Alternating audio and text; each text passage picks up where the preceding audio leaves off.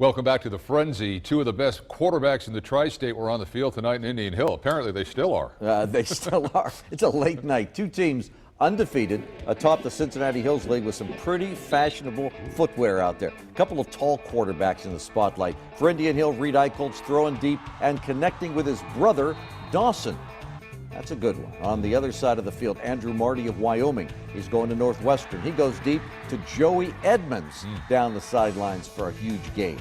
Hard to beat these two guys, so the defense has had to step up their game. Eli Cupp, James Smith get in for Wyoming to sack Eicholtz. Check out Tennyson Holmes, what a great name. Poetry in motion as he gets on Marty. This game was tied at 27-27 after regulation, so we're told now they are now in overtime. Still playing, like you said. We'll keep it in the CHL where the bell was ringing in Merrimont as the Warriors took on Taylor. This is the opening kickoff, and speaking of bells, Merrimont's Daniel Casella gets his bell rung, but a few things were working for the Warriors. Short pass, Wally Rennie to Charlie Cowart, and Cowart did the rest. A couple of broken tackles later, 7-0 Warriors. Warriors did a good job defensively, too. They got off the field or they got the ball back immediately to the Merrimont offense. Ryan Fields with that interception. And it sets up another terrific run by Rennie, who will hurdle his opponent. Put his mouthpiece in as he's running down the sidelines before he's hauled down just outside the 10. And then Rennie connects with Hayden Seeger for the touchdown.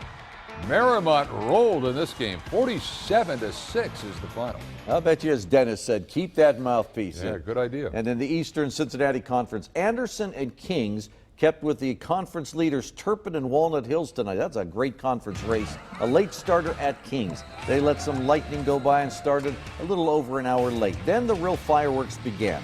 4th and 10 for the Knights at the Anderson 14. Daniel Wagner gets it right down to the spot. Then it's Tyler Neck being patient, waiting for his blockers. He follows them in for a 7-0 Kings lead.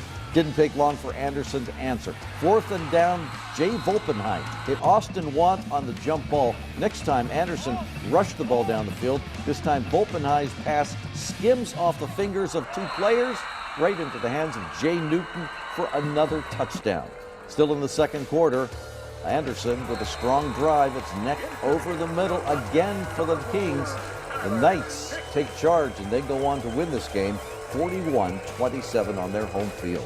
Well, at Fairfield tonight, the clouds parted after the storm and the Indians took on Middletown. The Middies looking for their first win of the season, but Fairfield's Zach Waddle blew this play up early in the game. The Middies had the ball, and they were in business, except it's the wrong end of the deal as Fairfield comes up with the sack, the fumble recovery, and the touchdown. That played to the home crowd. It was still in the first quarter when this happened. Fairfield quarterback Jeff Tyus pounds it in for the score, and the Indians were up 2 touchdowns on the Middies.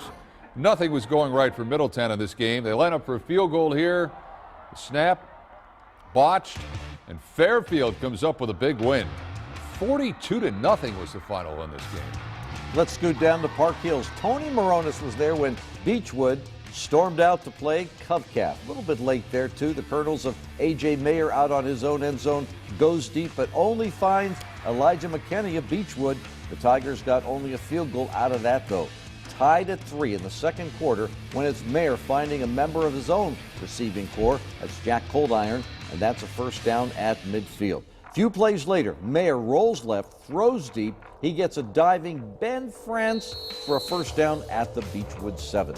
Anthony Best handles the rest. He goes 5 tough yards for the score. Covington Catholic rolls over the Tigers tonight, 44-10. And Eddie Evanston has that Covington Catholic team playing pretty well right now. Yes, he does.